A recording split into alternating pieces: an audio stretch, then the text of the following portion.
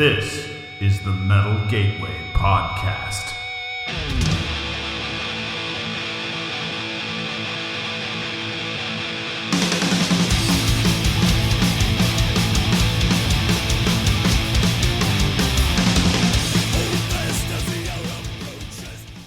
Joseph Schafer wears many hats. He's the vocalist of Colony Drop, everyone's favorite Gundam-themed thrash metal band. You may also have seen his work in Decibel magazine, where he's a frequent contributing writer. He's also written for other outlets like No Clean Singing, among others. As if all of that isn't enough, he's also one of the organizers of Northwest Terror Fest. This year, 2024, Terror Fest runs from May 9th through the 11th. If you have not put this fest on your radar, I highly recommend it. I've gone the last several years in a row, and it is a truly incredible, carefully curated extreme metal festival in Seattle. Fun fact, this interview contains another first for this podcast, a brief and somewhat unexpected discussion about Steely Dan. So listen for that. I won't spoil the details here, but it's worth the wait. Thanks for listening, everybody. Enjoy the show.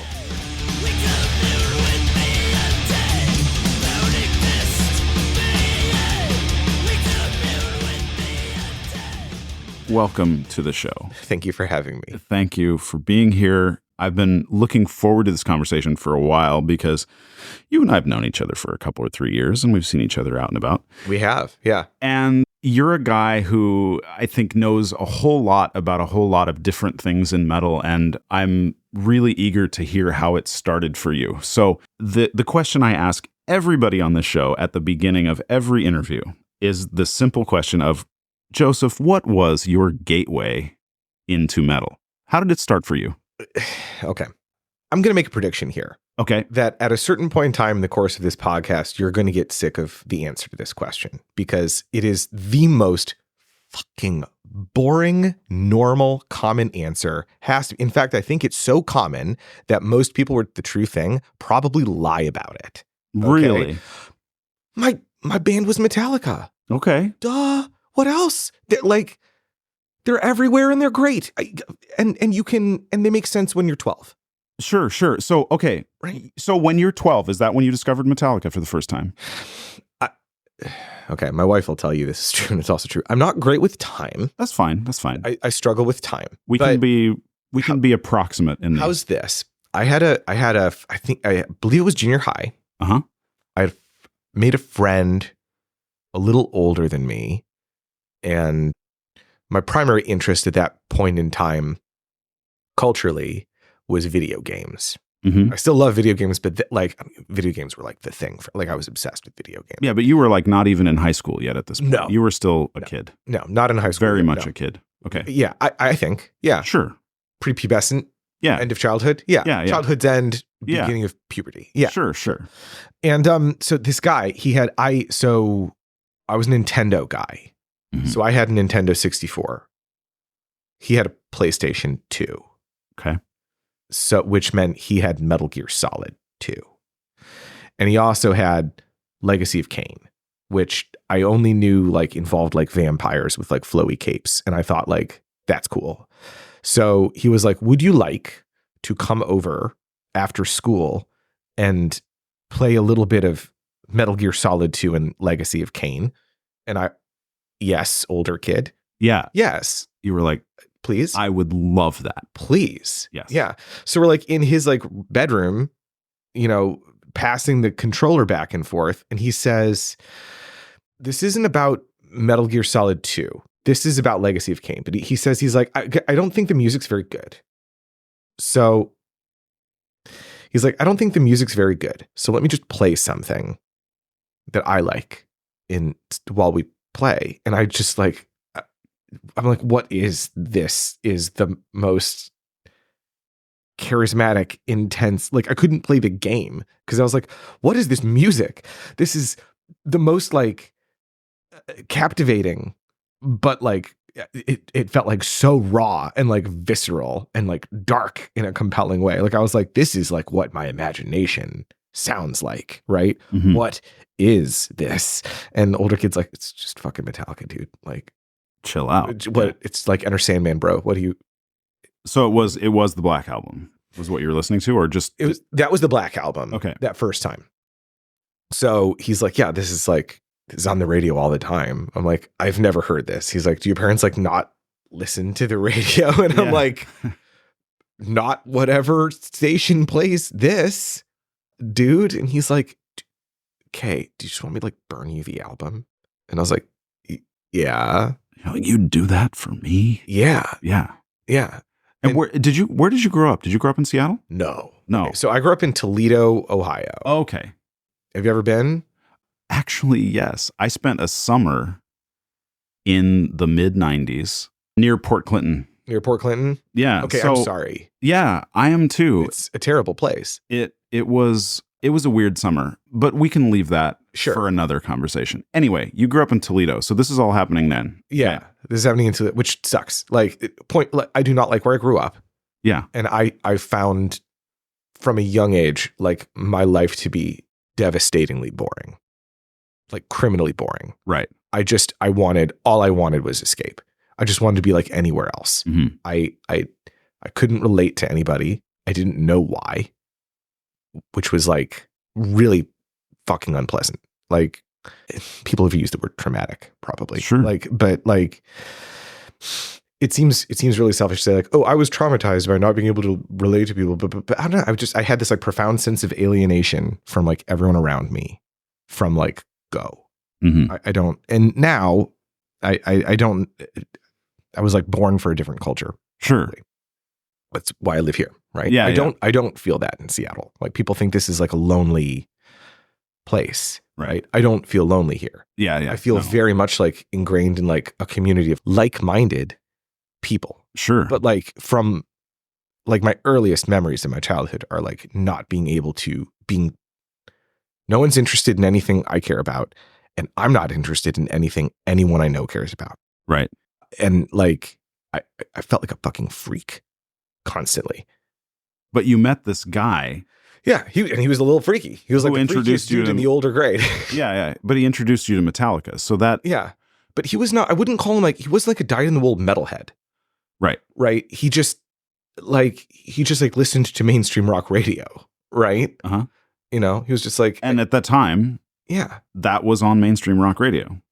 I think actually as I grew up, it got more so, Uh-huh. you know, but like, and this is pre-Black Album. I do know that this or pre-Saint Anger. I do know that this is Garage Days and S&M are the most contemporary things Metallica has released. Mm-hmm. The most studio album of new material, the most contemporary one would be Load. Right. Right. So he rips me the Black Album. By the way, just as a total sidebar, I bought my copy of Load in Ohio that summer of 96. That was the summer I spent in Ohio. Ohio Just as a coincidental thing. Yeah. I think it's the only metal album I've actually purchased in the state of Ohio, but I still have my original CD copy of Load There's something for some reason. very Ohioan about that record. There's something sort of heartlandy about Load. Yeah, I remember not knowing quite what to think of it because I was kind of going, what is this? This is different from everything that I've known about Metallica to this point. And, you know, I had been listening to Metallica for over 10 years at that point. And I was just like, this is real. Like they cut their hair off. This is real different. It was a sea change. Total sea change. The production on that album, I think, is fantastic, actually. It's their best produced record. So it's the best sounding one by a marge. Look, I can't go into it because like I'm like a Load defender. No, I get it. Talking about Load, I'm going to talk to you for the length of the album about all the things I think about it that are fucking great. I'm not going to disagree with you there, and I don't necessarily defend Load so much, but I will tell people who like to shit on Load. I will say this. Sometime get yourself a copy of that album and sit in a quiet space on a very high quality sound system. Yeah. And you will have a different experience with that album that you wouldn't otherwise. Yes. So That's true. We don't need to belabor the point about Load. I just found that was interesting because I think that's the first time Load has ever come up on this podcast. So It's not surprising. we'll just check that box off. We've talked about Load on this show. We've talked about Load. Okay, Load was big for me. So we can move on. He burns me the Black Album. Sure. And also like a CD of like anime music because I was really into anime. Still am. Okay. COVID, right? Like nothing to do but like sit here and like watch TV. Right. So, like you get tired of everything on HBO. I'm like, what's going on in the world of Mobile Suit Gundam? Yeah. Anyway, a lot of things are going on as it turns out. Yeah. So like I had like a Walkman and I listened to those two burned CDs for forever. My family had a dog. Mm-hmm. And like, he was a very rambunctious dog. He required long walks all the time, like two multiple mile walks a day to keep him from like wrecking the furniture. Yeah. This was like my job in the house was like, you take the dog and keep the dog from destroying everything. So I would just walk the dog through the park or through the neighborhoods, which is fine because I got to be alone, which was great. With your headset on. With my headset on. Yeah. In the woods. Yeah. With the only thing that I really truly felt like I adored that was another living creature, which was a dog. Yeah. Sad but true. And intentional there. I'm sorry I had to. I wasn't going to say anything, but you can. Yeah. It's okay. Well, I mean, I see what you did there. Yeah. Okay. I did it. I know. You did it. It's a decision. It's true. And no one would fault you for it. Fuck them. They're right, but also fuck them. I realize now as I'm talking about this, like how much groundwork that experience laid for the rest of my life. So like, but like the CDs, like 3 weeks later, we're playing more video games. So I'm like, you got any more Metallica? And he's like, got fucking Load and S&M. You want Load and S&M? And I'm like, yes. Yes, please. Right. So like Load, I was like, this is good, but I can't get to the end, which is like, still my opinion is this is good. The part no one talks about, but I can't get to the end. Like I got to skip the whole middle because like it's too fucking long, right? But he does burn me S&M also, which is the With Symphony record. And my little pinky just went out listening to it. Like, I am a sophisticate now. Yes, I'm into the symphony.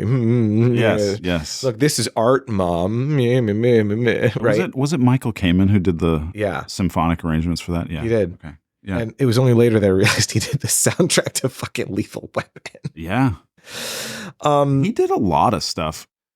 Anyway, he did a lot of stuff. But like, so I'm listening to S&M was the one where I was like, what the fuck? Because that was my first introduction to the 80s songs. And like, I am a 90s Metallica defender. Okay. But 80s Metallica is the music that makes me the happiest in the world. Mm-hmm. It is my favorite of all things. Four Horsemen.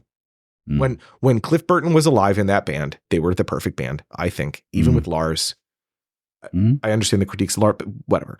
They were gods to me.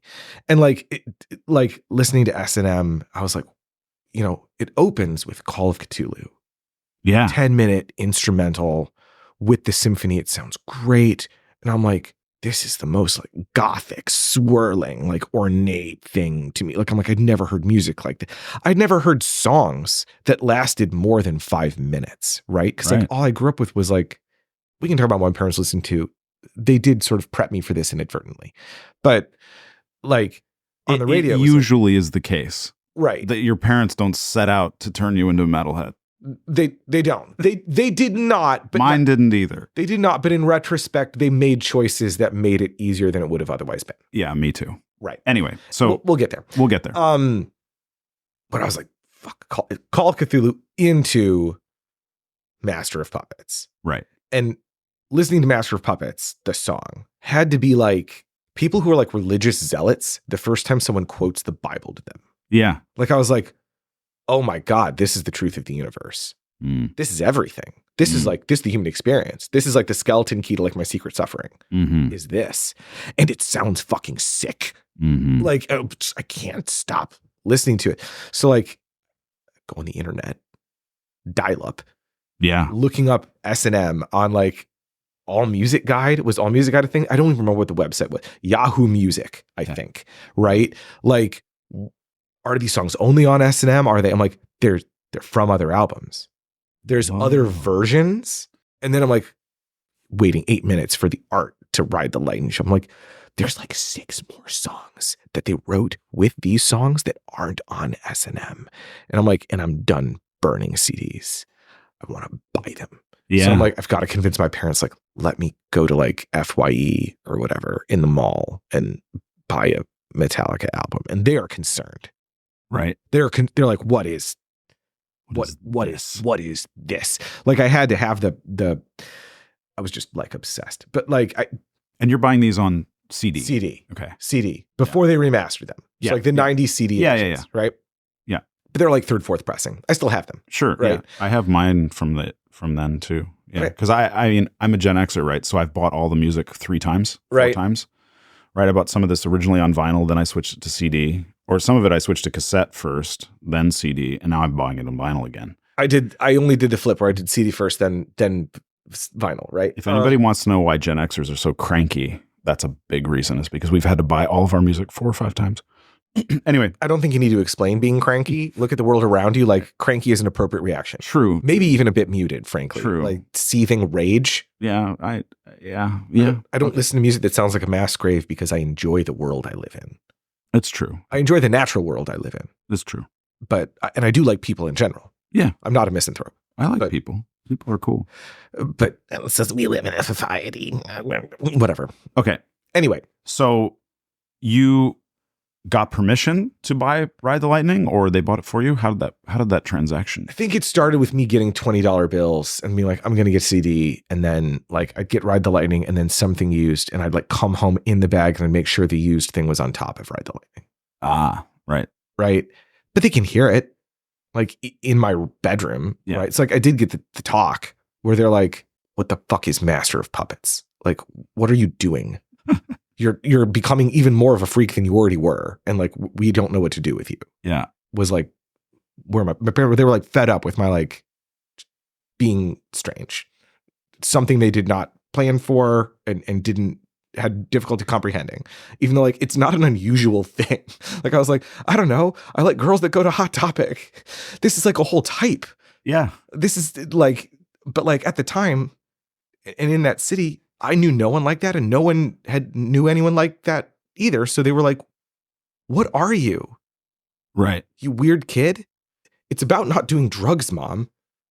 Master of Puppets is like why drugs are bad.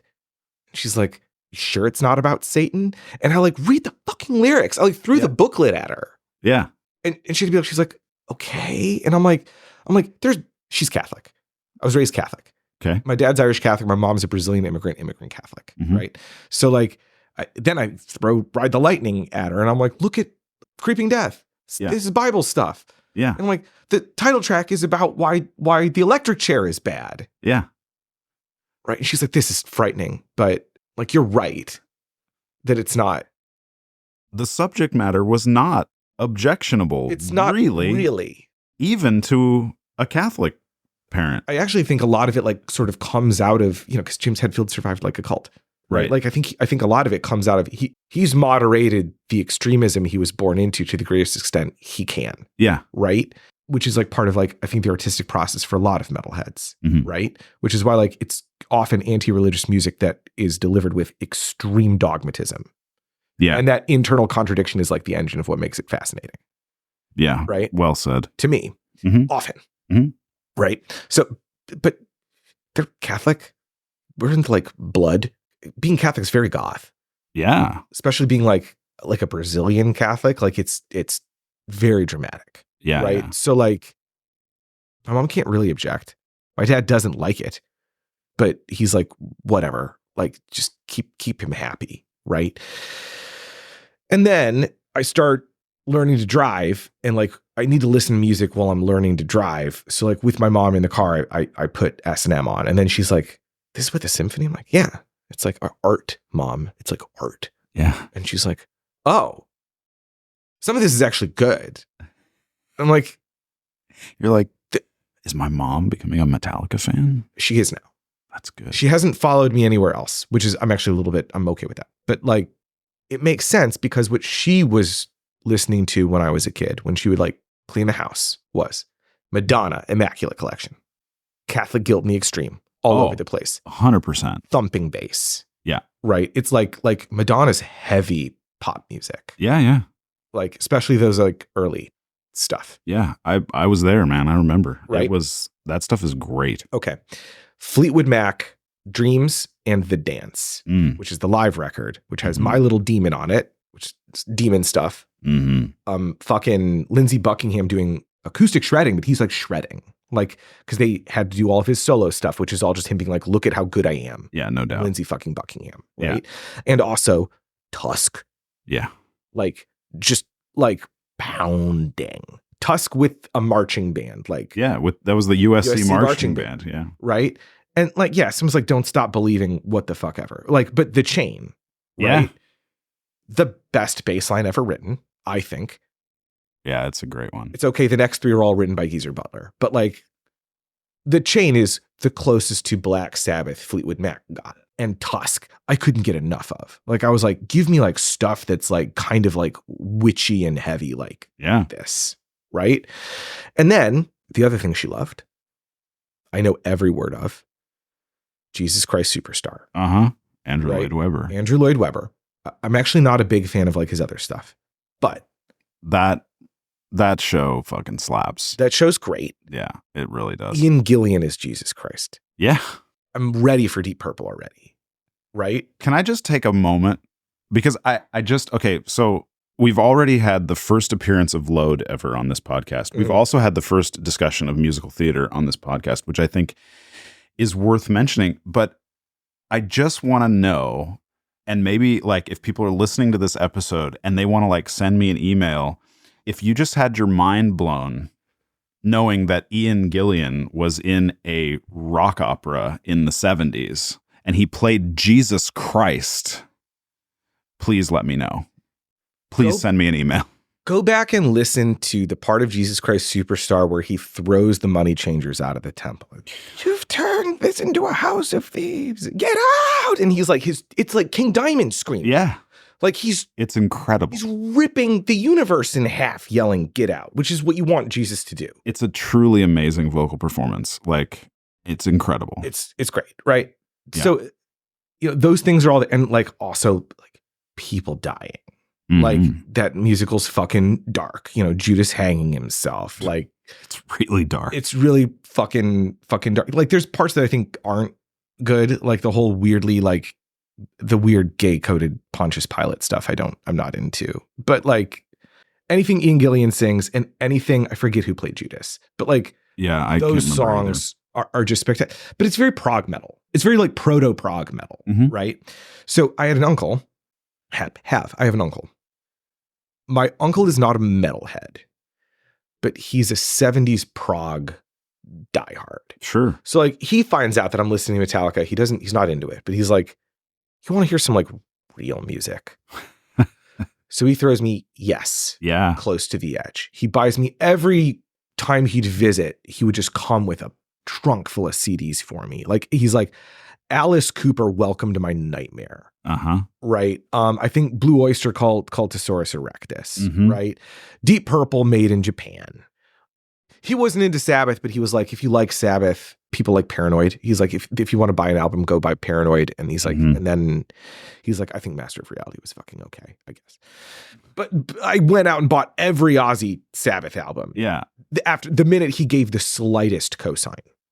To Black Sabbath. Yeah. Right. I died for it. Is this your mom's brother? My mom's brother. Okay. Yeah. My mom's younger brother. Okay. He also like started getting me into some contemporary stuff. Right. So like he was into a band called Porcupine Tree. Yeah. Big fan. So like same. In Absentia came out and he just bought me In Absentia. And like. He's like, here, you need to listen to this. You need to listen to this. And I was like, what? Give me more like this. Yeah. And he's like, I don't like this band, but the guy from Porcupine Tree likes to work with this other band called Opeth. So it's like, now it's senior year of high school. I have more friends. I'm coming into my own. Yeah. I'm getting more confidence. I've got my Iron Maiden hoodie. I don't give a fuck. Right. But I'm like, and you're also like 18 years old at that point where you're just like, you don't give a fuck at that point. No. Yeah, exactly. And Opeth Ghost Reveries is new. So he buys me Ghost Reveries and he's like, full disclaimer, I do not approve of this. I think it is bad. However, how could he say that? It's a perfect album. He hates growls. Okay, fine. He's like, if this is what you're into, Mm-hmm. they say this is good at that. Mm-hmm. And it is. And it is. So like, and then like instantly I'm like, okay, growls. I'm beginning to understand. Opeth was my first extreme metal band. Mm-hmm. And I think like the next time he visited, it was Meshuggah's Chaos Sphere. And he's like, again, I think this is bad. I do not cosign. This is unlistenable noise to me. But the internet tells me that this is the intersection of your interests. This sounds like a very cool uncle. He's very cool. Yeah. He's the fucking coolest. Yeah. I skipped senior homecoming to go see fucking Porcupine Tree with him. Oh, nice. 10 out of 10 would do again. Yeah, Great I'm choice. sure. They were great. Yeah. So where did you go? They didn't play Toledo. Did you go to Detroit or we had to Cleveland? go to the Magic Box in Detroit. Okay. And they were probably too big for that venue then. Like they were visibly uncomfortable with the size of that venue. Like it was too packed. Yeah. But my first like big show was, so here's the other trend, right? Is like at the time, Viva La Bam is on. And my male friends in high school are skateboarders. Mm. They're not really into metal. Right. But the Tony Hawk's Pro Skater soundtrack is big to them. And what's on that soundtrack? Ace of Spades. Oh, sure. But also, like, Tony Hawk was tangentially related to CKY. Do you know CKY? Yeah, I'm familiar with the name of the band. I honestly couldn't name a single one of their songs, but yeah, I'm aware that they're a thing. 96 Quite Bitter Beings is like it is a god level guitar riff. But Okay. 96 Quite Bitter, like CKY is a band, but the thing about the band is CKY was also a series of skate fail videos. Mm-hmm. It was like Jackass with the condom off. Right. You had to like pirate them off the internet. I did a lot of pirating. So like, and then based off the success of those videos, Bam Margera and the CKY crew got the TV show. Right. Gotcha. And in the TV show, Slayer makes a guest appearance. Uh-huh. So suddenly Slayer is cool, right? To that group Of people. Suddenly Slayer is co-signed. Yeah. Right? Yeah. So it was like now socially acceptable. Like you may listen to Slayer. It was actually much more socially acceptable to listen to Slayer than Metallica. Metallica was boring dad shit. Yeah. If you were a skater at that time, I think it makes a lot of sense to me. So I was rolling with the skaters. Sure. And the skaters were into Slayer and into nu metal and also him, which I hated, his Infernal Majesty. Yeah. Because they were Bam Margera's favorite band. They were on every episode. But like sometimes if you were watching Viva La Bam, like you'd get like a snippet of like unanimated Swedish mellow death black, like weirdly extreme stuff. It's weird, but it's true. Like Unholy God of Evil is like played in one of the episodes. Maybe more obviously Cradle of Filth, right? Was like in there. But like I actually didn't get very into Cradle of Filth. I'd already heard Opeth by the time I like figured out what Cradle of Filth was. So I was like, I'm already on like I think the better version of this to me. No, I think it's I will just say for the record that I love me some Cradle of Filth, but yeah. Nymphadamine's a good record. Well, actually, my favorite thing is the Cradle to Enslave EP. I think is quite good. I really love the early stuff, like Principle of Evil, Mid-Flesh. I had to go back to. Yeah. I did too. I didn't discover them until later. But yes. Okay. Anyway, sidebar. Go ahead. Yeah. So like the skaters are like into a little bit of extreme stuff. But this is also like... But they like it. The skaters like it because it's heavy and fast. They're not thinking about it critically. No. It's good music to skate to because it's aggressive and heavy and fast. Exactly. Right? That has been the case with skaters since the dawn of skateboarding. Yep. And it played well with, at the time, MySpace was becoming fucking huge. Mm-hmm. So like the metalcore, what was at the time called the new wave of American heavy metal, which I think that term is basically defunct at this point. I would say so. So what I would call that is like second wave metalcore is what I would think now. Mallcore, but before it becomes too screamo-y. Like so I'm talking about like Trivium, Lamb of God, As I Lay Dying, Bleeding Through. These bands are now understood. What I think the band that wound up kind of like winning that war in a weird way was Avenged Sevenfold. Those bands were like in the lingua franca of my age group, such that skaters knew them and normies for my purposes, specifically girls, Mm-hmm. were familiar enough with them that you could say, oh, I listen to Trivium. They're like, oh yeah, I know who that is. Yeah. Right. Vaguely. They're like, yeah, Trivium. Sure. That's skater nerd shit. But like, it's there. Yeah. You know, Guitar Hero is starting to happen. Mm-hmm. Right. So like, and through like things like Guitar Hero and things like the soundtrack to Viva La Bam and the soundtrack to Tony Hawk's Pro Skater 3, I'm getting involved in contemporary metal. Mm-hmm.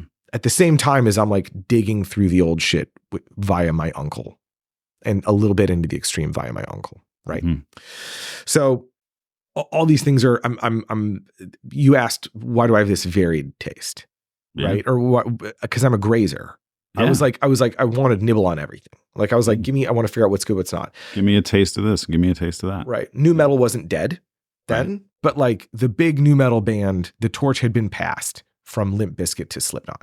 Mm-hmm. Which I was pro. Like Slipknot was the first new metal band where I was like, I like this band. So my first big arena show was the Volume 3 tour.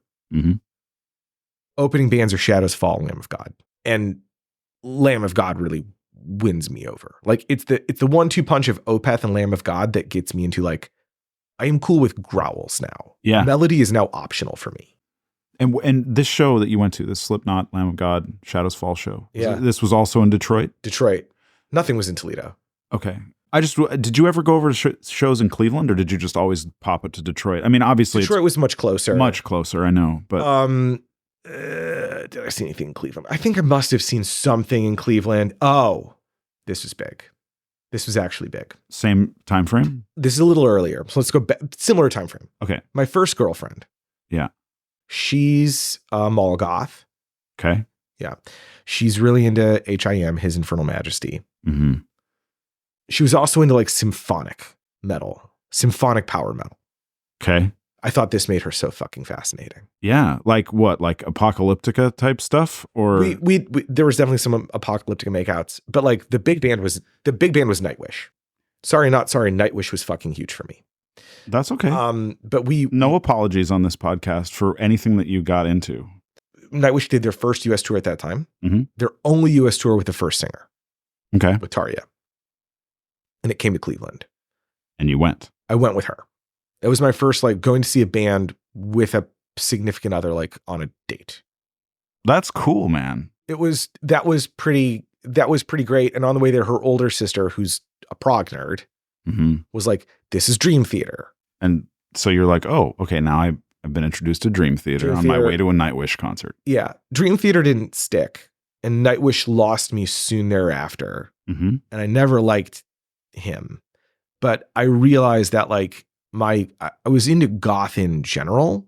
So I was like sort of vaguely aware that I was like, I want something like this, but not this. And then we get into college, finally away from home, broadband internet. Yeah. And antivirus software. I'll torrent anything. I torrented everything. I was an unrepentant pirate, right? Especially because every band you'd see on tour, this is the era of like Sumerian Records and Victory Records. Like every time you saw like a band on tour, they'd say, fuck our label, pirate it, we don't care. Right. Because their labels were dog shit, right? Their deals were slave labor almost. Yeah, yeah. Right? So I was like, there's the cosign. Who cares? Steal it. I've just been authorized by the band to steal this music. They told me to steal their music. I'm stealing it. Dillinger Escape Plan saying fucking pirate the records. So like I did. Yeah. Right? And every other record. And what I discover then is like the Peaceville 3. I'm like, oh, this is the part of Nightwish I liked. Uh-huh. Without what in my head was like the wimpy shit, right? Without the wimpy shit. Yeah. And the other half of it is like Sabbath and Metallica. Uh-huh. I was like, oh, Paradise Lost. Mm. Perfect. Yeah. Right? I was listening to Catatonia before you came here. Yeah. Like I've been on a crazy My Dying Bride kick. Mm-hmm. All that stuff never left me. And I think also at that same time was when I really started to delve into like Typo Negative, the cock rock angle on this. Fascinating. Right? All these things I'm like just pouring over. Yeah. At this moment in time. right? Which, because there's just this never-ending torrent, and you're just like, you're following every thread. I skipped class to its logical end. I skipped class. I didn't care. Yeah. All I wanted to do was fucking smoke weed and torrent music. Yeah. That's all I did. And so you've just got a hard drive just full of torrented music. I've got 3. 3 hard drives. Yeah. Full torrented music. Discographies I'll never listen to all of. I still have them. Yeah. Yeah. Probably a lot of very low res porn too. Okay. I get it. Stuff I'm downloading in the dorms. You know, what are you going to do? It was kind of the Wild West. I mean, I'm sure that, the universities are more on top of this stuff now. Like I watched them get on top of it. Yeah. Probably because of people like me. Probably. For my college, probably me in particular was a problem. It's entirely possible. The volume of data I consumed. There's somebody in their IT office who's like looking at this data stream going, there's this kid over in this dorm over here, and God, he's just got this nonstop stream of stuff coming in from all these places, and we have no idea what the hell is going on. Right. They probably thought it was like a snuff film or something. Yeah, who knows? No. It's here's every Overkill album on FLAC. And then I'm like, Mom, Dad, sorry, iPads are good. I've got to get an MP3 player from China because it can play FLAC files. Yeah. Irresponsible. But like, I couldn't get enough of like everything. I got like Ian Christie's Sound of the Beast book and flipped right to, didn't read the fucking book, flipped right to the fucking end. Here's like all the top 10 album lists by everyone he interviewed for the book, right? I'm like, let's just download all these tonight. Actually, the full discographies of every band mentioned. Let's just download all of them tonight. So I just was shotgunning the entire history of heavy metal and punk and post-punk and goth into my fucking brain. Yeah. Right? Also, this is the age of like fucking Pitchfork. Peak Pitchfork. Yeah. And every party I went to, the music was just this weak, twee, condescending bullshit. Just the most bullshit fucking music. Yeah. Just absolute fucking trash. Arcade Fire. Like I was like, what is this garbage? Yeah. It was a breath of fresh air when Lady Gaga was on the radio. Because I was like, oh my God, something with some fucking chutzpah. Yeah. Abso-fucking-lutely. I did the thing where I tapped the table. That's okay. We'll leave that in because it's cute. Thank you. But like, yeah, it's like all I want is like Lady Gaga and Dark Throne. Yeah. By the end of college, I'm like, give me Norwegian black metal because I did not understand it politically then. Right. It took me a minute to figure that out. Right. Well, it was a lot to take in. But I was taking in so much. Yeah. So like, how do you get to be like me? Was part of this. Now I understand magical brief window in time where pirating was totally unregulated. Totally. And there were, because I was a man, no gatekeepers. Right. I just drank the ocean. Yeah. I was like, it was all I wanted. I was like, give me fucking everything. And that's why, in a weird way, I sort of made myself into like an outsider again. Yeah. Because even inside of metal, like there's people like their whole lives are like, I want nothing but trad. Right. Right. They're like, I only do things that are derived of Man-O-War. Right. And I'm like, that's dope for you. Right. I like some Man-O-War, but like, I can't live my life as Frost and Fire. Right. But I do like Sirthungol. Right. Like, so, and I couldn't, now it's like the old school death metal revival. And I was like, I was cranking Entombed while you people were playing in hardcore bands and thought I was weird in the corner for having an Obituary shirt. Now some of those bands are like on Century Media and touring. That's not a joke. That's like real people I know. Yeah. Who like, I saw them in their straight edge band being like, what the fuck is Entombed? Right. And now they're just like, here's a chainsaw pedal through like a line 6 to make it sound stupid. Yeah. Right. Here's like, I'm into them doing that. I don't begrudge them that. But like, there's no one subculture that I can like comfortably slot into. So I'm still a fucking freak. So at this point, like, I'm trying to just, I know you said you're bad with time, but like, I'm trying to just sort of place this. And I think I'm following you. At this point in college, you're in college. It's like, I'm guessing around 07, 08. Yes. Okay. Correct. The golden era of new prog metal, right? Like I remember like So I had an internship with Ian Christie. I mentioned him at Bazillion Points Books in New York City. I got to spend 1 semester in New York City. Cool. Poor, under 21, lived in a closet. Yeah. Fucking sucked.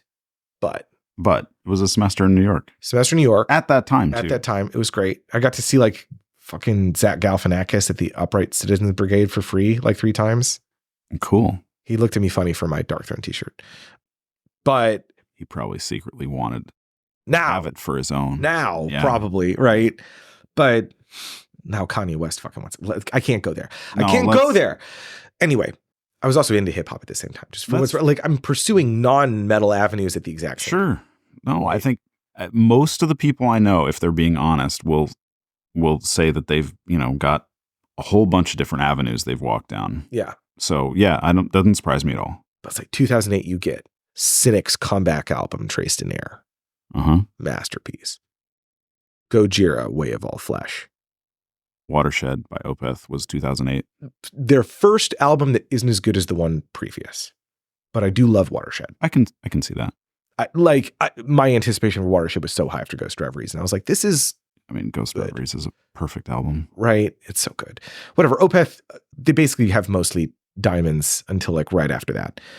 I still think the band is completely unimpeachable, but I think they're wonderful. Yeah. But yes. Okay. So I'm just situating this in time, right? Right. Meshuggah's Obscene. Yeah. That was 08 too. Fucking, right? That's right. And like Bleed was like weirdly like a crossover hit. Like you'd be at a frat party and Bleed would come on. It's so weird, but you'd have dudes like pop collars, like doing like the Soulja Boy dance to the gotta. Yeah. Because it's like, it's, and that's when you realize like, oh, some of these things that like were underground to me are going to be kind of sort of mainstream. Mastodon, Crack the Sky comes out. And that's just like that's just like a college rock album at that point. Yeah. Right. But like I was perfect album. Also, I think they have 3 perfect ones in a row. I think it's Leviathan, Blood Mountain, Crack the Sky, perfect. 10. Yeah. In a row. But like I was the guy who, it's over there.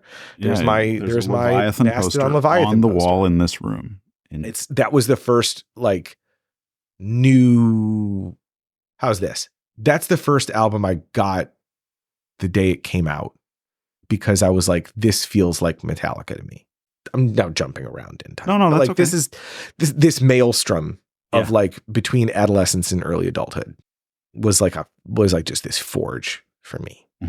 So, and that's, I think that's the way it is for a lot of people, is that particular time. In fact, I think most people that I've interviewed, as I go back to think about the interviews I've had, most of the people are talking about the period in their life between roughly age, I would say on the early side, 8, 9, 10. That's early.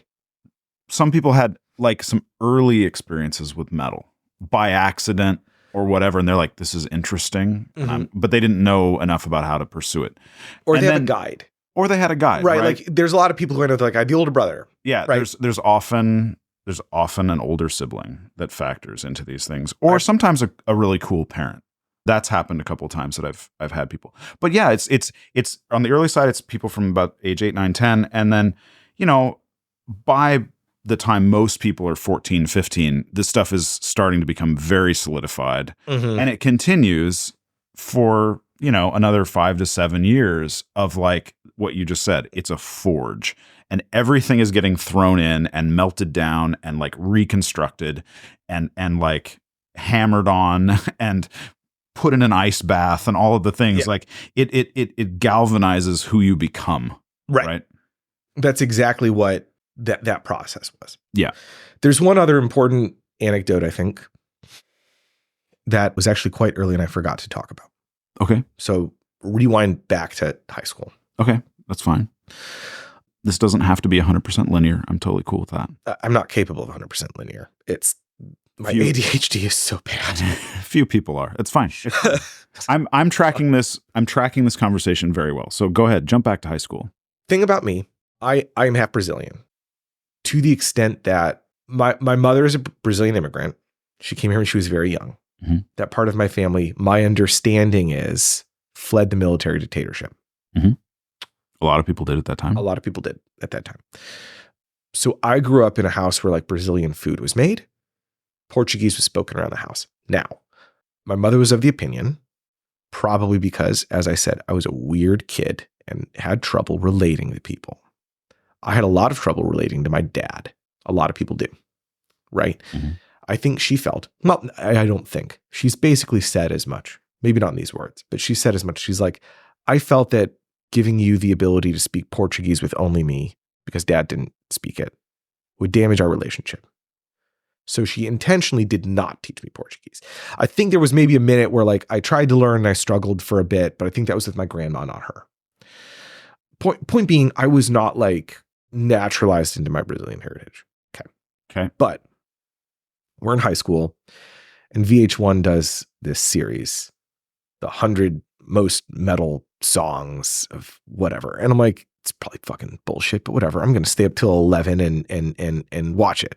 I think I know where you might be going with this, but if anyone who's seen this knows where I'm going with this. Okay. That VH1's list of like 100 most like metal songs or whatever is bad. You can tell it's bad because there is no Metallica song at number 1. Sorry, not sorry. I think like so for example, I think like there's a Winger song on it. I mean, it's 60 to 70% like hair metal, and I am actually like pro hair metal a little bit. I am, but like not 7%, not 70. Yeah. It like it's a very VH1 ass list. Sure, but you can tell that I know this one because they put it near the fucking bottom. Right? I think probably 98, 99. Sepultura, Refuse, Resist. They showed clips from the video. And the video has like footage of like unease in Brazil. Right. And like stuff from Tiananmen Square and stuff. And like the whole caption about Refuse is just like Sepultura escaped, the military dictatorship in Brazil to bring thrash metal to the world. And I'm like, they what? Yeah. They who? From where? That was your introduction to Sepultura. It was the faintest thread of like, oh, this is my heritage. Yeah. And I yanked. Yeah. As hard as I could. So like, here's another thing. I'm actually not the biggest Slayer proponent. This is like a heretical thing. Like people, and to be clear, if anyone here has like read any of my like couple of blog posts from when I was like in my 20s, when I was like, maybe Slayer isn't the best metal band of all time. To be clear, I still think they're excellent. Yeah. I just think not the very best, right? And part of the reason that I don't call them the very best is because I think the feeling that most people get from Rain in Blood, I get from Beneath the Remains. Like the whole like pure rhythmic attack, barked vocal thing. It's a big element of my band. I do it. Like it's massive for me. And like Tom Araya is great at it. But like to me, and like Dave Lombardo's drum god, he invented extreme metal drums, right? But to me, Max and Igor, that's my team. Diving into Sepultura, Max's lyrics taught me how to like put politics into music and how to extract politics from music, which, I went to Occupy Wall Street. I wouldn't call myself an activist, but I'm like a politically literate person. I think art has a place in political discourse. These are, I guess, sometimes controversial opinions. I like music with a message of some sort. Sepultura just wound up meaning like the fucking world to me. Like Max kind of like Roots kind of like helped teach me what it meant to be Brazilian a little bit. Like, I was gonna say, did you like when you discovered Sepultura? Did you like show this to your mom? We've never had this conversation, but really, this is true. So Sepultura is from Belo Horizonte, in Brazil. That's where my family's from. So I've been to visit my family a few times, and when we went, like they knew, my cousins know, my cousins are cool. Yeah, like they know they're like he's into metal. Yeah, they're into like the Pussycat Dolls. Well, it's good, fine too. It's right? fine. It's fine. They're mainstream Brasileiros, which means they listen to like Brazilian pop music and export American pop music. Yeah. Right. So they're like, I don't know, fucking Sepultura, whatever. They're like, we know Sepultura means fucking grave, right? Yeah. They're from here. They're like the Cavaleras, like Max's dad was the Italian worked in the embassy in Belo Horizonte, I should say. Yeah. So they're like, yeah, like Max's dad we were aware of Max's death. He's like a big deal. He's like a guy. Yeah. So like, the Cavaliers were not as poor as they claim they were, but their love of crust is real. Sure. But so they were like, do you want to like go to the restaurant where Sepultura played their first show? And you were like, are you kidding? Fuck yeah. They're like, great. Of course I want to go. Get in the car. I'm like bouncing I've got a bee in my bonnet. Like in it. I'm like, what the? It's this little Italian restaurant called Bolao, which means big ball. Their specialty is tomato spaghetti, as in there's like tomatoes in the noodles. So it's like red spaghetti. Yeah. They serve in a big ball. So you get a plate with a big, like, it looks like a ball of congealed blood on it. And that's the big ball. That's the bolao. That's awesome. It's not the best spaghetti, but it's like good. Yeah. But I'm sitting there and it's like, oh, here's just like a Italian restaurant in Belo Horizonte. And then sitting in the back is the Gold Chaos AD record. And they call like the chef, they're like, Sepultura, and they like got to translate for him. This guy's like, yeah, Max and Igor, I knew their dad. They wanted to play a gig. They played here. Like 5 people came. Whatever. I didn't like the music. They're like, but they never forgot. So when they went gold in the US, they sent me the Gold Chaos AD record. Oh my God. That's incredible. It's amazing. That's like, that so was cool. like, so like, that was like this like full circle moment of like, I've come into some sort of communion with a heritage that for one reason or another, I wasn't able to have full access to. So I have this like relationship with Sepultura. I consider myself an anti-fascist. That idea comes from like listening to songs like Stronger Than Hate. Yeah. More than like watching history. Sorry. No. I get it. I mean, I would say that band, for different reasons, that band was part of my own personal political kind of awakening in a way too. They were definitely in the mix. Yeah. They were in the mix for me with a whole bunch of hardcore punk. Yeah. Napalm Death. Yep. Sepultura. Bolt Thrower to a certain weird extent. I mean, but yeah, I mean, yes. So I get it, is what I'm saying. Yeah. I think that anecdote was important for me. And like, as much as people kind of shit on it, like I don't expect people who aren't of partial Brazilian immigrant heritage to understand the album Roots. If I may allow myself a brief moment of pretension. Like, yeah, go for it. Normal fucking white Americans can't get Roots. It's not in the same way. It's not for you. Right. That album, it's weird because it's not their best album. I think it's excellent, but like that album isn't for you. That album is like for me, is the way I feel. Like, I feel like the universe like conspired to create Roots to give me that experience. Tell me more about that. I can't explain it. It's magical thinking. And like, what's weird is like, I'm an entry level fucking occultist, but like it sometimes feels as though like my desire to understand my history conjured Roots somehow, and that's egotistical and wrong. Like, that is like a fantasy. That's not objective reality. I know that, right? But like I have this intimate relationship with that album. It means like. I would love so much to be able to tell this to Max Cavalera. Yeah. He taught me a lot about like the world and about who I am, about my identity. One of my identities, because we all have many identities. Right. But like bringing that identity into clarity is something Sepultura did as much as my family did. Sorry, family. But like they know me. They should know. Yeah. They've never seen me without a black fucking t-shirt on. It's true. I never have. Well, no, I've seen you with a white t-shirt on. Yeah, well, it's 2024. Yeah, but it was a band shirt. Yeah, exactly. That's a really cool story. I really am glad you brought that up because I mean that's the whole point of this show. I think I want to preserve. I mean, the whole reason I'm doing this show, Joseph, is because it's a labor of love for me. Like I love metalheads. I love metal music. And I feel like these stories don't get told and recorded. They might get shared, people talking, sitting around, but I want these stories to be preserved because I think they're important. And everybody's story of how they got here is different. Every time you go to a show, there's 500 people in the audience. They're all metalheads. Maybe. Well, let's just assume that they're all metalheads for the purposes of the discussion. I don't think that's a bad thing, by the way. No, I don't think so. We can talk about this too, but go on. Let's just say that they're all metalheads for the purposes of the argument. Every single one of those people has a story like this of how they got there. What brought them to that room to see that band. And, I just feel like I just want those stories to be told. And I just want to, that's the whole purpose of this, is to provide a forum for that.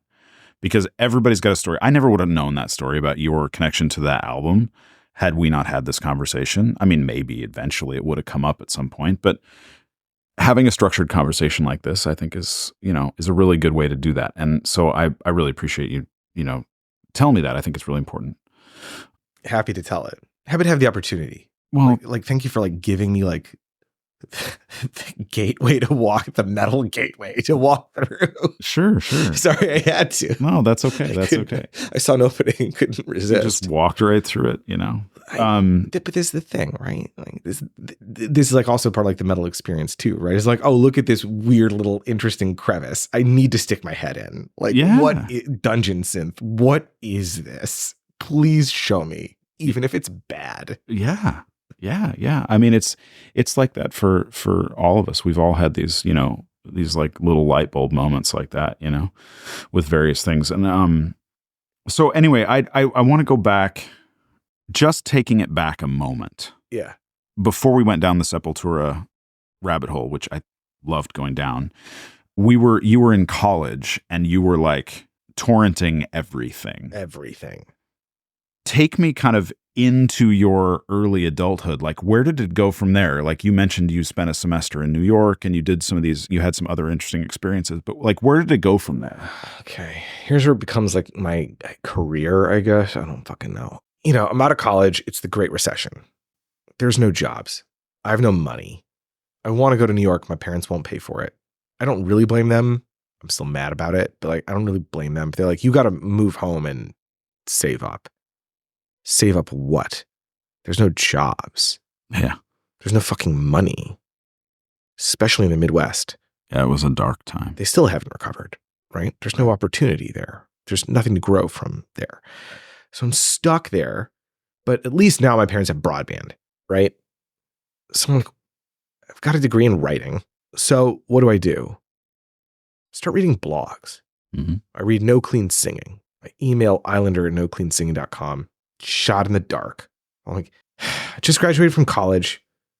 I listen to a lot of metal. I think you cover good stuff.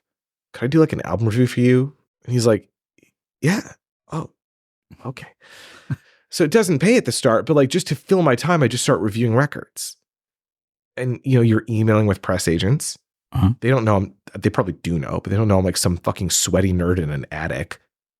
In Toledo. They figure out that I'm in Toledo eventually because I'm can I get in on the list to see Yob in Cleveland at the grog shop? And they're yeah, can you show up? I'm we have to take off work. I've got to drive 2 hours there. You don't live in Cleveland? I'm no, I live in Toledo. There's no shows in Toledo. There's no scene. I've got to drive everywhere for everything. Yeah. Right. But I start getting promos.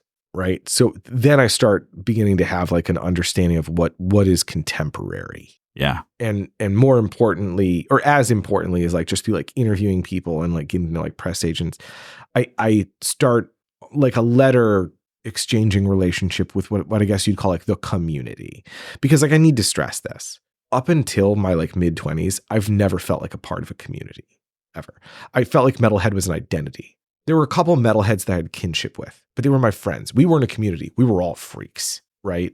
None of us had other people. There was no infrastructure. Yeah, you just had your friendships and that was it. Yeah, your friendships aren't a support network, right?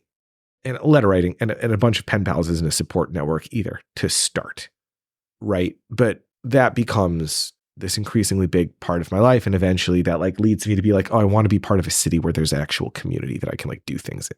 So I moved to Seattle because I knew a lot of people here through No Clean Singing or through One Step Removed, right? I start going to fests. That's the big thing, right?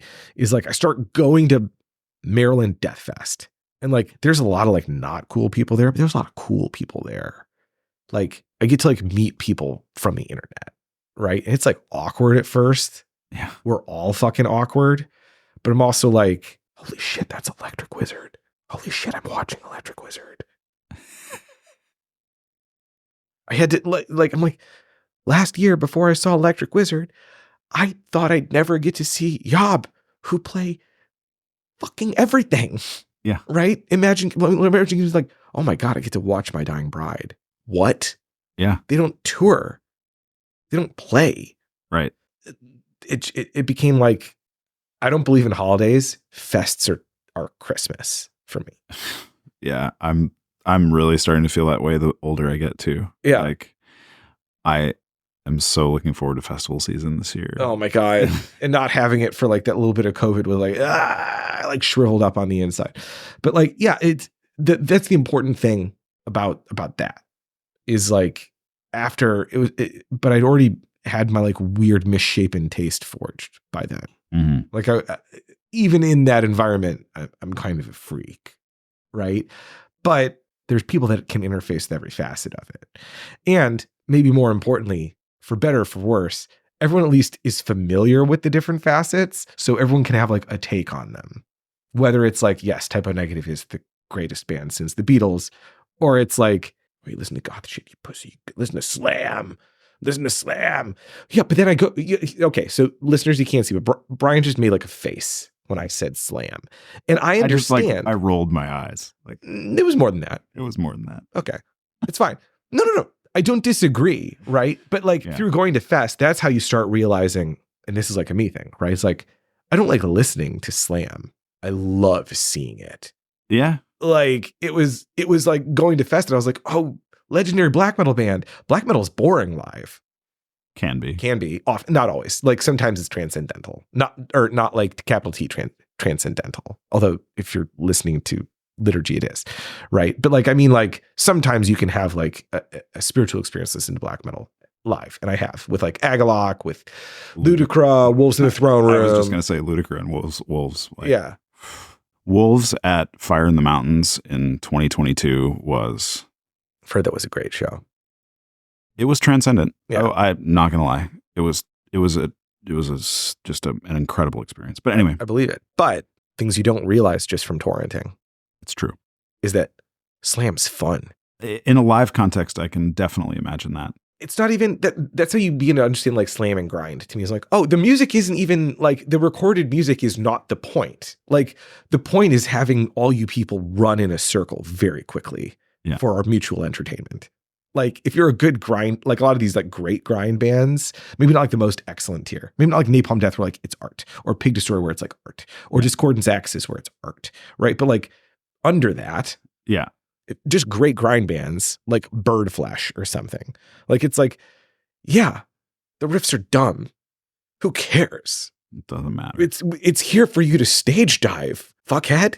Yeah. Are you going to stage dive? I'm like, I am in fact. many, many times. And like it becomes this communal, like jubilant experience. It is weird that it's like a communal jubilant experience where it's like songs about like disemboweling women. Like, do I have like angst over that? Of course I do. Yeah. I mean, the lyrical content of the Slam stuff is like, it's some of the most misogynistic shit I've ever heard in my life. And I'm like, how do you even stand this? But now some people are starting to like figure that out. That like Devourment have like done interviews like, look, we were fucking kids, and it was like literally a pissing contest. It was like, who can write the grossest thing? And they're like, now we're adults, and we're like, okay, this is actually not that cool. We want to continue making Slam. We don't want to continue doing those lyrics. We can't get out of playing the old stuff, but we're not going to make new stuff that is lyrically like the old stuff. I respect that. It shows growth and evolution. Right. I'm a fan. Yeah. Okay. But it's still fun as fuck live. Like, you know, so like, yeah. You know, so that's the importance of like community and community coming together, fests, right? I think that's something maybe other kinds of music doesn't have all the time. That seems like an important facet of like underground metal culture that I don't know. Like, I've been to Big Fest too. Like, I've been to Bonnaroo. I found the community there, A, gross, and B, like a gross oversimplification. Mhm. I'm like, a bunch of people dressing the same, taking acid together, listening to Fish does not make you a community. Well said. It just makes you a bunch of dickheads together. No, I think you're absolutely right. And I'm whenever I say things like what I'm about to say, I'm conscious of the fact that I don't want to sound like, I don't want to like over-aggrandize this. Do you know what I mean? I don't want to make this sound like it's the best thing ever. It's just, this is just our experience. Right. In this community. Yes. But there is something very, very special about this particular realm of the kind of underground metal scene that I think is captured very well in a fest like Northwest Terror Fest. If I can plug Terror Fest for a minute. If you feel like it, I appreciate it. The thing about that is that what I love about the fests in this tier, right? And when I think about that, I think the three that are most key for me are Northwest Terror Fest, Mhm. Fire in the Mountains, and at a slightly lower level is Cascadian Midsummer, which used to be called Thirst for Light and something else, I think, even before that. You people who can camp, who are you? I don't understand. Okay, I'll tell you about camping. I'll tell you about how my journey with camping some other time. But Sorry. but yes, I know people love it. It's I can do it like once a year, and then I or twice a year if I go to both Cascadian and Fire in the Mountains. But that's a separate issue. Here's what I like about the fests in that tier is that there's really no meaningful distinction between artist and fan at these festivals. yes. There is a distinction, but it doesn't really mean anything. Is what I'm trying to say. They're like out there just fucking hanging around. Like As soon as their set is over, they're standing next to us in the pit. let me give you an example. Yeah. So like one of those years I went to Maryland Death Fest. Mhm. I saw Suffocation.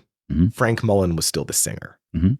And his stage banter is him apologizing for getting too drunk at the fest the night before.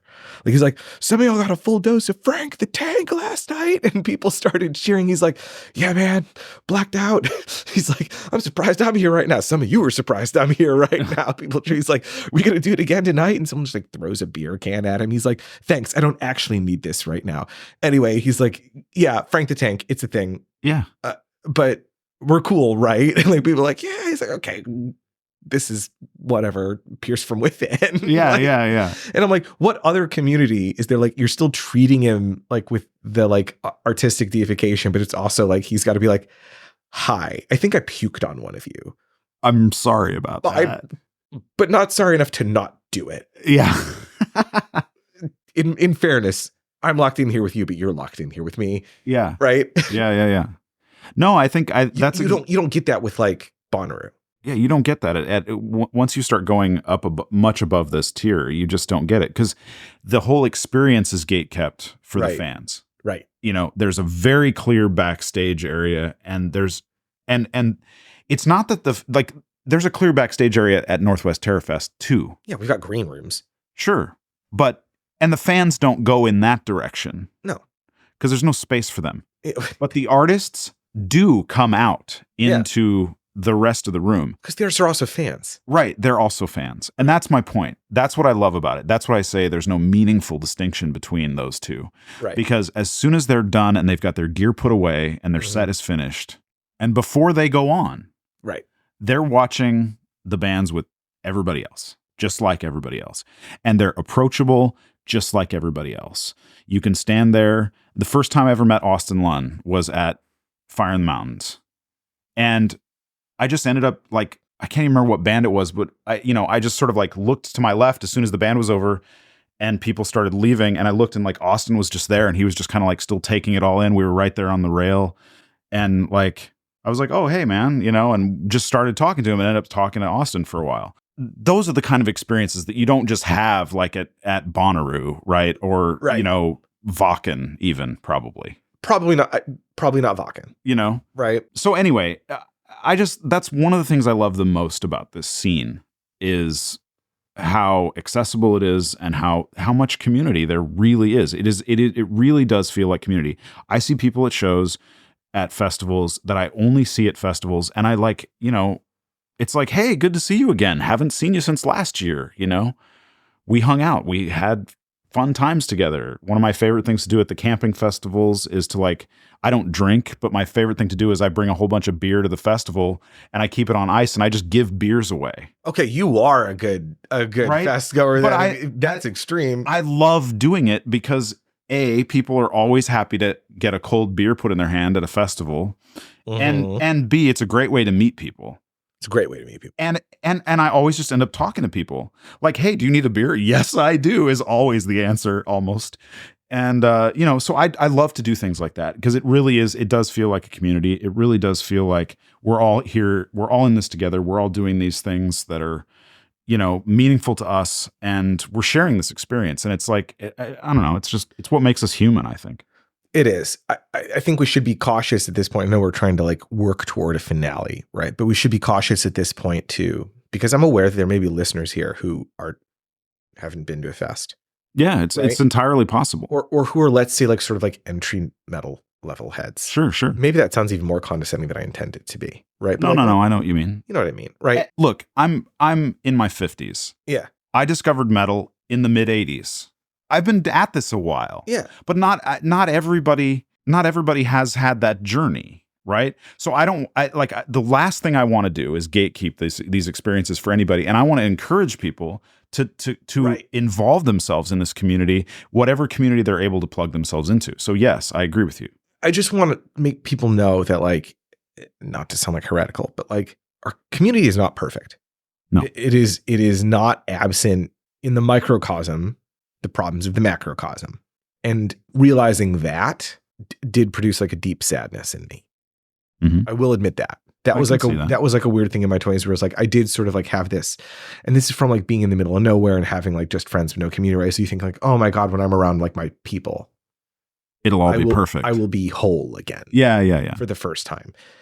But it has flaws. It's true and untrue because it's yes, I am a part of something, but I'm not a part of a perfect thing. Mm-hmm.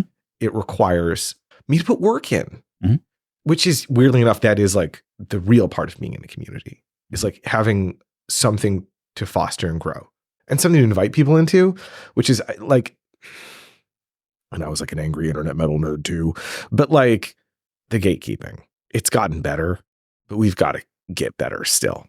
I remember when even after in my 20s, shotgunning all those discographies into my brain, there was tons I didn't know still. Sure. And my first interactions with people who had been in the community for 30 years was just as alienating as high school was, because it was oh, you don't know whoever's fucking split with whoever that broke up right after 1986. You must be a little wimp. Right. I got a lot of that. Sure. I would get flensed in comment threads, right? I started researching things as means of self-defense almost from that experience. And that ain't good. Now there's memes about, name you like so-and-so, name 5 songs, but it's grindcore, you moron.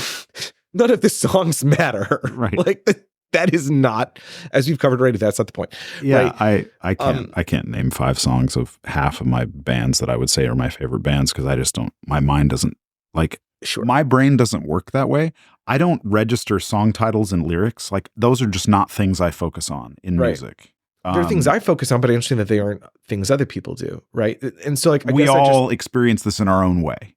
I just want to say, I love the community. I live for the community, but now as I'm approaching middle age, I'm 35 now. Mm-hmm. It's fun talking with you, nostalgically thinking about me being a lonely teenager. But as someone who's approaching middle age, my project as a metalhead has become more, I love this community, but I do want it to be a better community than the one I joined. Mm-hmm. So talk to me about that. I want to talk about TerrorFest really quick. Sure. Because you're one of the organizers of TerrorFest. Yep. And when you tell me that that's part of your mission in life is to improve this community. My project in life. Your project in life is to improve this community. How is that manifesting itself in TerrorFest, for example? As far as booking goes, it's when you're thinking about booking bands, I'm always trying to think of can there be a headliner with a person of color in it or a woman in it or multiple? Yeah. Please. Right. And I I don't consider myself an identitarian politically, but I also understand that for a lot of people, the mirror moment is important. Sure. Right? They need to be able to see themselves in the artist and be recognized and feel that the artist sees them and recognizes them. It's important for people. And I think like people who have like maybe a more, let's say, I don't like to say normal, maybe a less uncommon set of identities may sometimes take that for granted because they experience it so young and so often, right? I know that's true, right? But I'm never going to forget the Sepultura moment. Right. Right. And sometimes that means, if you've got to pick between like a band you love or a band you like a lot, but the band you like a lot will give people the opportunity to have that fall in love moment. You go with that band. Sometimes you go with that band. Yeah. It's not about personal expression. It's about creating an experience for other people so that they can be a part of the community, right? It's about putting my personal desires aside sometimes. And that's really hard to do. Yeah. It's also hard to do if you're a part of a team with people and you're trying to like express this with them, be like, I understand that we would both want so-and-so, but this other thing is going to make someone a metalhead for life. Right. It's our duty. And maybe that someone is in a marginalized community. Maybe. Yeah. How much great music have we never heard has never been made because marginalized people got kept out of the community? Yeah, exactly. How many Master of Puppets will I never get to hear? Yeah. Doesn't that feel like some sort of tragic? I guess it doesn't feel like some sort of like deep loss to other people. It's a tremendous loss to me. Yeah, I'm with you, man. I think we need more of that. And that doesn't mean you book bad bands. Obviously, quality is the most important fucking thing. Right. Right?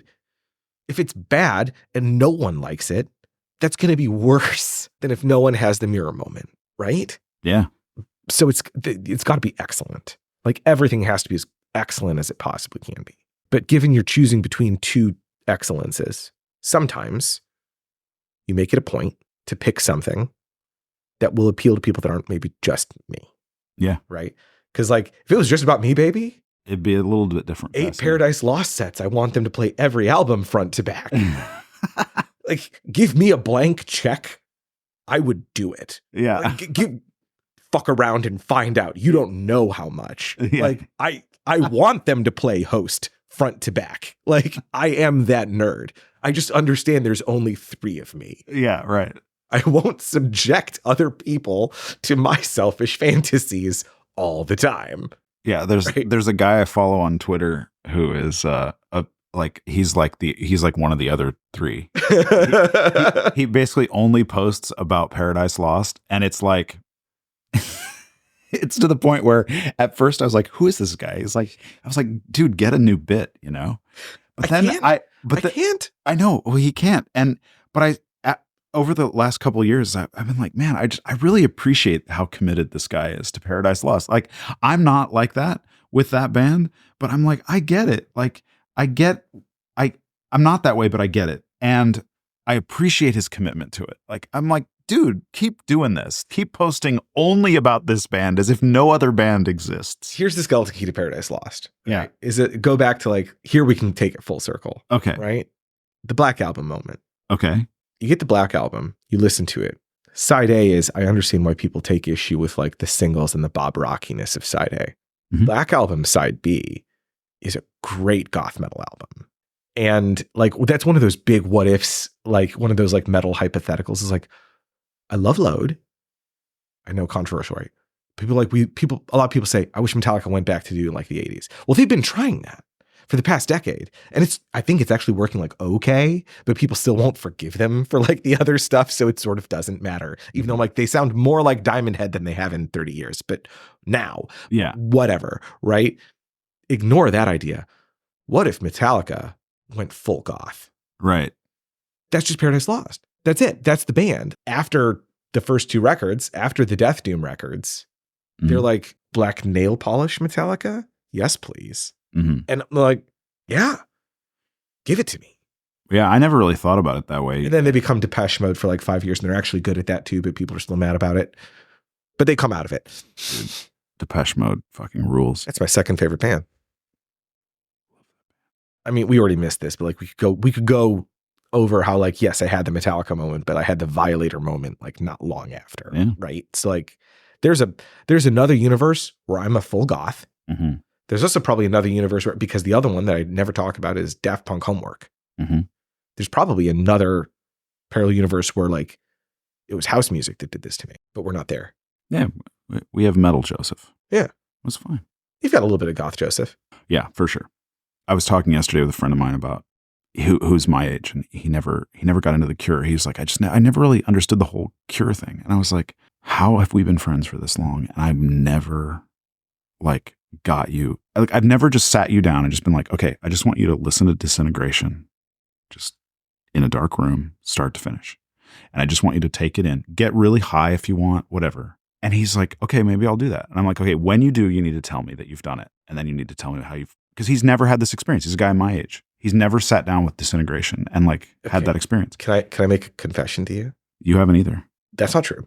Okay. But yes, you can make a confession. It's recent to me. Okay. Cure was the big goth band I missed. I've only just started really digesting their discography very recently. Mm-hmm. It's great. Hanging Gardens, like it's now that I have the context of like Primary. Oh. Now that I have the context of Eve's Cure, I'm like, oh, I get Korn. Korn is Cure playing Helmet's Gear. Now that's how that started. Now that makes sense. Mm-hmm. It's incredible to me. But like the whole like the crazy bass tone, the like massive groove intros, Hanging Garden. I think maybe you already said it, but just like that song I'm obsessed with. Primary, which I think was on 17 Seconds. So I'm still a little hesitant with 17 Seconds. Disintegration Pornography doing it for me, and I like a lot of the 90s stuff. Mm. Yeah, I had a big Cure phase from about 87 to 92 or 3, and then I kind of went in another direction, and I kind of like the Cure kind of lost me. But yeah, I mean, Disintegration is like, I just think that album is a total masterpiece. The other one I'm getting into this year finally is Now I Understand Steely Dan. See, that happens when you get older. You start to understand some of these things. It's true. Yeah. Here's my pitch for Steely Dan if you're not into them. It's the Grateful Dead, but for haters. And that kind of just makes it work for me. That is really a great way to look at Steely Dan. I'm going to listen to some Steely Dan on my way home, I think, with that in mind. There you go. It's the Grateful Dead for haters. It's the Grateful Dead for fucking haters. It's Santana for haters. There's like, it's no free love, dude. It's like, I hate my fans. I really hate myself. Like everything sucks. From what I've heard, I mean, have you heard stories about like Donald Fagen in the studio? Like apparently the guy is just a complete monomaniacal freak about like every note and every tone and everything. And like they do it over and over and over and over and over until it's perfect. Like he won't rest until like his vision is completely. It's him and realized. David. It's him and David Fincher. Right. Just like you will do 500 takes. Yeah. I don't care. Right. It's not good, but like I can't argue with the results.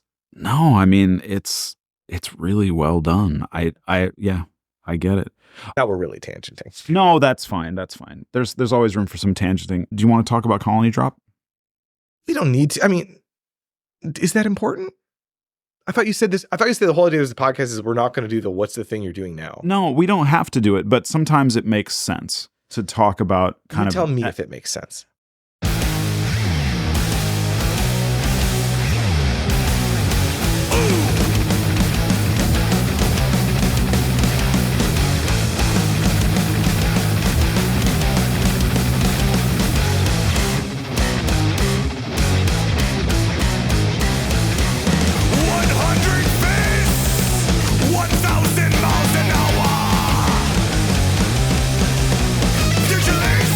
Supernatural power.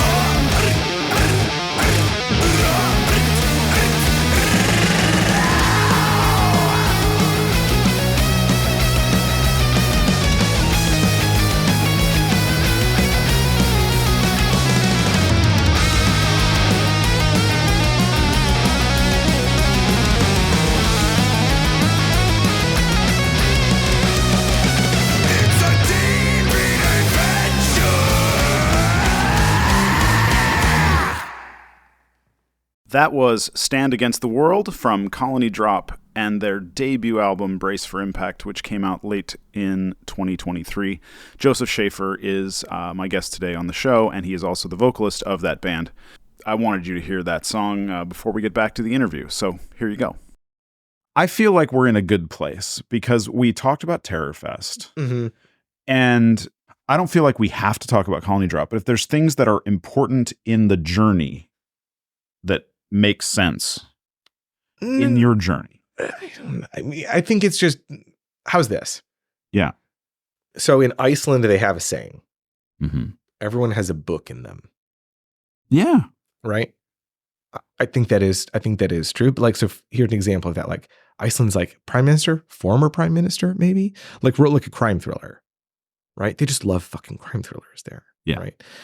One of the cool things about the underground metal community, although it makes digesting new music impossible, is I think the feeling is everyone has a band in them. Yeah. Right. So it almost kind of feels like a rite of passage to like eventually do a band. It is really weird for me doing a band in my mid-30s. And like I've been in bands before. We did some little tours, little gigging before, never successful or like even worth anything. It's weird to be in your mid-30s and be in a project where like I really feel like I can stand by all of my bandmates and also like the material. And at the same time, if you listen to this whole podcast episode now and you think, oh, look at this guy with this weird like wide taste who grew up in a fucking bubble, a little imagination bubble just by himself, right? Of course, I'm in like the weirdest fucking thrash band. We've never played a bill where we make sense. Except for like just recently it was like us, Oxygen Destroyer, and then Bewitcher. And like that was my stage band. It was like, this is the first time we've played with other bands where like we sound anything like anyone else. Yeah. Right? Like we're so out of step with what's cool, which is honestly like weirdly liberating. I'm sure it must be. So it is surreal to finally have the experience of like being in a band. And I think like one thing it's really done is it's really just deepened my respect for like all these musicians that I've worked with in all these other capacities. Right. It's humbling, but I'm really proud of it. You know, everyone should try being in a band once. I have no natural talent. I don't think that's true. No, it's true. I've seen you perform. You do have natural work. talent. It's work. Okay. It's training. It's like athletic training. It's literally like you get in shape for it. You've got a regime, you buckle down. Like you make breakthroughs. You learn. You make progress. I'm not a good singer. I'm not a comedian. I'd like workshop all of this. But I guess what I'm saying there is like, here's what I'd say to those other people in the community who haven't tried to be in a band. If I can do it, you can fucking do it. Like, yeah. It's not undoable. Some of these super shredders, maybe that's undoable. Like I will never sing like, I don't know, I'm trying to think of like a naturally insanely good singer. I will never be Ronnie James Dio. That's not doable. Right. That's a gift from the unmanifest. But yeah, like for sure. Just being good enough to do it, that's not unattainable. So everyone has a band in them. I think you should try. But if it's bad, don't release it. Or do and just don't care. Don't expect me to listen to it. I mean, sometimes you just want to release something just to release it, you know, just to put it out there in the world. And I know. That could be the case with this podcast. Maybe I just did the gatekeeping thing and I shouldn't have. Maybe. I mean, I think, you know, when it comes to all creative endeavors, I think they're worth doing just to do them. And the reason to do them is the reward. Yes, the process is the reward. And sometimes it's the only reward, and that's okay. Most of the time, do not expect another reward. No, I totally agree. And I think the reason to do this, to be in a band, is because that band hasn't existed before. Nobody's done that thing. Whatever it is that you're doing, nobody's done that exact thing in the exact same way. Hopefully. I think that is both. I think that's true. However, I will say this. I wish people would internalize that and aim for it. Right. There is to just own it. Just be like, yeah, this is our thing. Do your weird thing. Yeah. I guess that's what I would say to other people is like, do your weird thing. Don't do your yeah, we all like Autopsy, bro. Like, you don't need to sound like Autopsy too, because Autopsy already does. Right. Yeah. So I love the community. Everyone has an album in them. Everyone has a band in them. Go forth, make it. I do wish people felt more at liberty to be weird. And maybe that's something that comes from having such a tight-knit community. Is like, in a weird way, there is like a conformist aspect to it. Like sometimes you do need like kind of like get over the community too in order to contribute to it, which is weird. It's fucking weird. Mm-hmm. Life is full of contradictions. Yeah, no, I get that. But we get happy listening to music where it's people screaming about meteors and shit. Like, yeah, chainsaw gut fucking. I don't know. Like, right. So, yeah, I mean, the music we love is music that would, that terrifies a lot of people, like literally terrifies them. And I'm like, whatever. It's just weird. It's okay. It's not like, I don't think it's actually all that scary. It's just weird. I think it makes a lot of sense.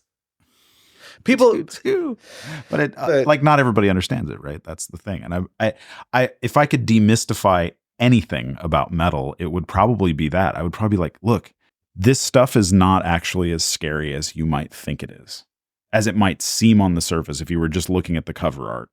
Right. I mean, there also might just be a nerve ending thing to it. Like maybe you and I just have like the ganglion that hears HM2 tone and goes, good, yes. And many people, like my mom's prepped to be a metalhead. She's never going to go deeper than Metallica because I don't think she has the ganglion that's going to like listen to, I've got a Dismember album over there. She's not going to hear the breakdown in Skinfather and say dope the way I hear the breakdown in Skinfather. And I'm like, this is the most fun 30 seconds of music you will hear all day. Yeah. It's like most people don't get a rush from that the way I do. I've got to accept that. That's okay. Yeah, it is okay. It's totally okay. All right. I have one final question and I ask everybody the same question and I did not prep you for this. That's fine. And it's just kind of a fun question that I'm asking you to think on your feet for a second. If you could have dinner or drinks or whatever with any metal musician, living or dead, who would it be? As a Metallica fan, I feel as though I must say Cliff Burton. The man has done so much for my life. I'd love to know more about him. Although, I say never meet your heroes, right? Yeah, maybe. But if we're including living and dead, probably Cliff Burton. All right. That's only, Lemmy's a close second. And the only reason Tom G. Warrior isn't in the running is because, well, I haven't had dinner with him. I have met him. Yeah. Nice guy. I've heard that. Good dude. Yeah. Great fucking dude. Yeah, I've heard that. I've never met him or Lemmy or certainly Cliff. Yeah. I was at one of the last Motorhead shows. I bet that was fun. And amazing. Where? San Francisco. Oh, nice. Yeah. He died like 2 months later. Oof. And I was at the last Bolt Thrower show. Dude. Fuck. I never saw Bolt Thrower. I'd like to say you weren't missing out, but that would be a lie. I know. You're missing out. They were fucking great. Yeah, I know. I've heard that. And I mean, shit, they only toured in the US like 3 times, I think. Couple times. Yeah, not really. I think in the 90s, maybe they did like a big ole, in the earache days, I think maybe they did a big old fucking thing. But I found a website somewhere that listed all the Bolt Thrower tours. And I think you're right. There was one in the sort of, earache days. Like, yeah, it wasn't like Realms of Chaos era, but it was like maybe War Master or something. But, yeah. And then they toured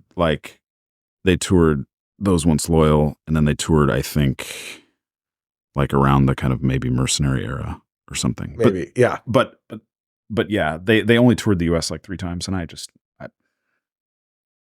toured didn't happen. Toured Those Once Loyal, the second best death metal band album of all time, and probably no one fucking cared. That's just unbelievable. Now I just want to go listen to Anti-Tank. Let's do it. Thank you for being on the show, for telling me your stories, for telling me all this stuff. I'm really grateful for your time and all this. It's been really fun. I'm so glad we finally did this. So thank you. Thank you. I've really enjoyed this. I was having kind of a gloomy day, and I feel a bit brighter. Although now I just want to listen to more Catatonia after Bolt Thrower. I don't know. Okay, well, let's listen to Bolt Thrower first. Yeah, cheers. Cheers. Thank you.